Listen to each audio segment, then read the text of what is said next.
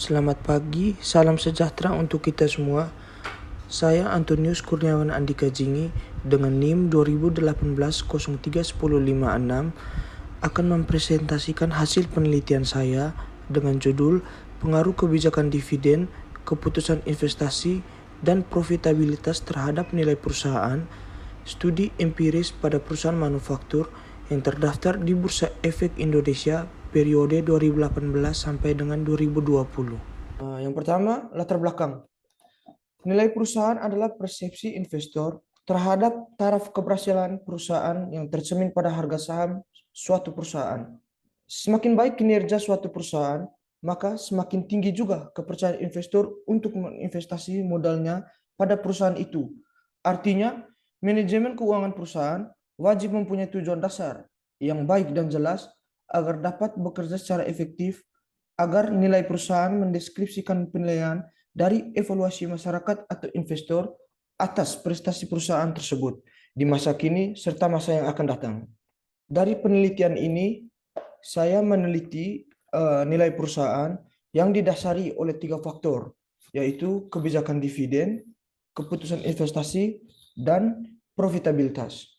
Rumusan masalah yang pertama, apakah kebijakan dividen berpengaruh terhadap nilai perusahaan? Yang kedua, apakah keputusan investasi berpengaruh terhadap nilai perusahaan? Yang ketiga, apakah profitabilitas berpengaruh terhadap nilai perusahaan? Yang keempat, apakah terdapat pengaruh kebijakan dividen, keputusan investasi, dan profitabilitas secara bersama-sama terhadap nilai perusahaan pada perusahaan manufaktur yang terdaftar di Bursa Efek Indonesia pada tahun 2018 sampai 2020.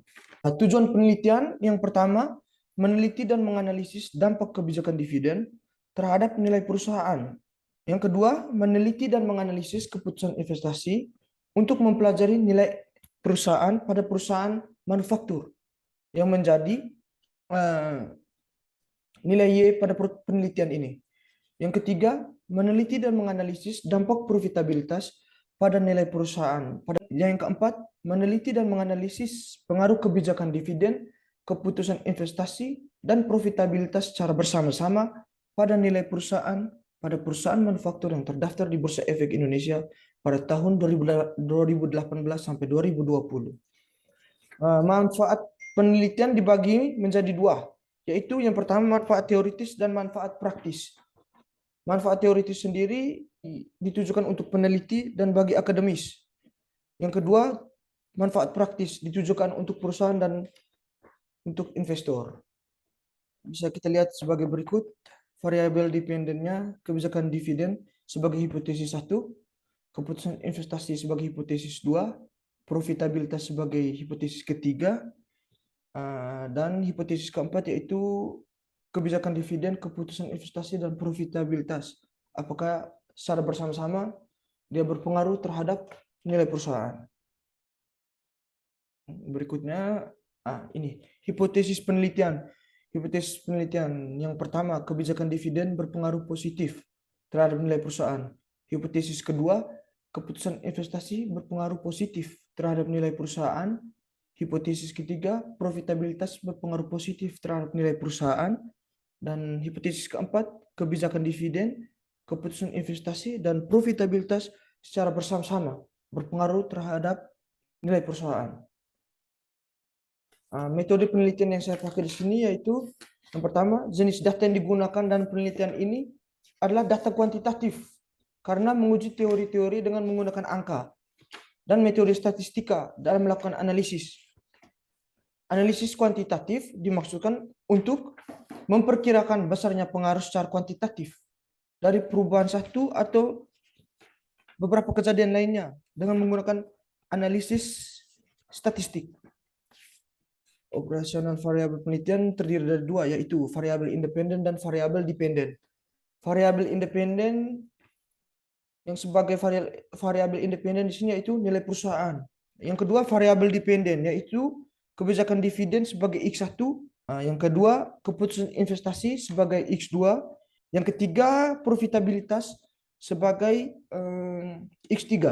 Berikut merupakan hasil kesimpulan data panel. Pertama uji Chow, uji Hausman, dan uji language multiplier. Dari uji Chow sendiri yang pertama, pengujian hasilnya itu nilai chi-square-nya lebih kecil daripada probabilitasnya, yaitu 0,00 kurang dari 0,05. Maka model yang cocok atau model yang digunakan yaitu fixed effect model. Dari uji Hausman, model yang cocok digunakan yaitu random effect model. Dan yang ketiga, uji LM. Uji yang cocok untuk uji LM adalah random effect model juga. Di sini kita masuk ke hasil uji normalitas. Berdasarkan hasil analisis, diketahui bahwa nilai probabilitas Jerquebera adalah 0,0643, lebih besar daripada 0,05, sehingga dapat disimpulkan bahwa residual memenuhi asumsi normal. Dari tabel di atas, diperoleh hasil pengaruh kebijakan dividen, keputusan investasi, dan profitabilitas dapat dijelaskan sebagai berikut. Variabel kebijakan dividen. Variabel ini berada pada daerah H0 diterima karena nilai 0,0162 lebih kecil daripada 0,05 dan dapat disimpulkan bahwa variabel kebijakan dividen berpengaruh positif dan signifikan terhadap nilai perusahaan. Variabel keputusan investasi, variabel ini berada pada daerah H0 ditolak karena nilai 0,4971 lebih besar daripada 0,05. Dapat disimpulkan bahwa variabel keputusan investasi tidak berpengaruh dan tidak signifikan terhadap nilai perusahaan.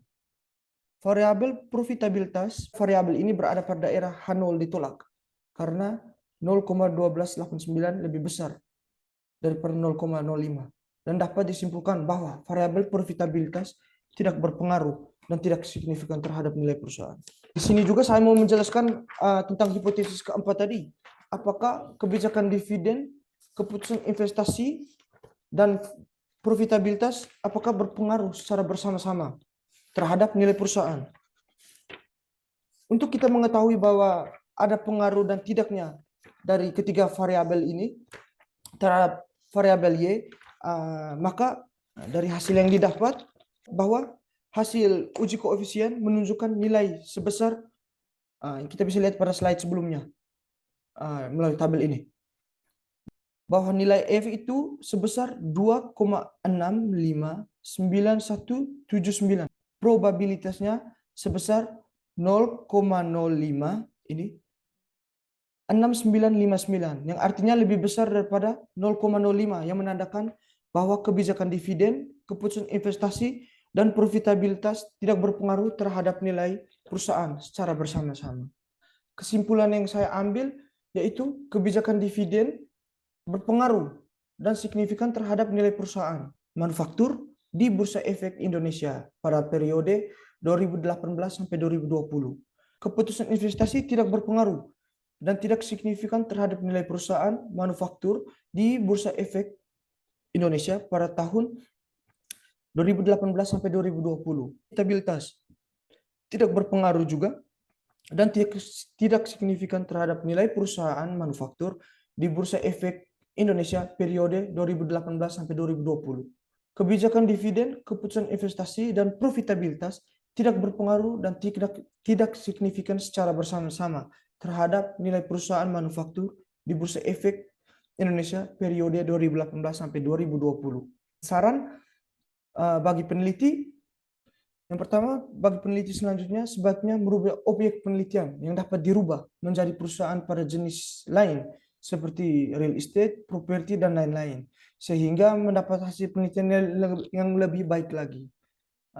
Terus yang kedua, bagi peneliti juga sebaiknya menambah populasi, sampel, atau periode penelitian yang lebih banyak atau menggunakan populasi dan sampel selain perusahaan manufaktur. Kedua, untuk perusahaan yaitu harus lebih memperhatikan kinerja pada tata kelola perusahaan. Itu yang paling terpenting.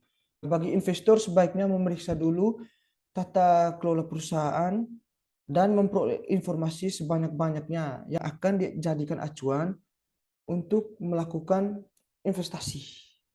Akhir implikasi ada dua bagi perusahaan dan investor. Bagi perusahaan, Perusahaan-perusahaan manufaktur sebaiknya selalu meningkatkan kebijakan dividen, keputusan investasi, dan profitabilitas sehingga nilai perusahaan terus meningkat.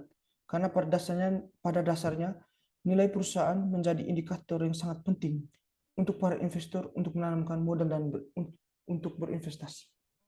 Investor perlu memeriksa kembali perusahaan-perusahaan yang memiliki nilai rasio dari kebijakan dividen, keputusan investasi, dan profitabilitas sebelum memutuskan untuk berinvestasi. Karena perusahaan yang memiliki rasio nilai perusahaannya tinggi, memiliki pendapatan besar yang sudah pasti berdampak pada investor itu sendiri. Terima kasih. Sekian penelitian saya. Mohon maaf jika ada kekurangan dalam melakukan presentasi. Terima kasih. Selamat pagi.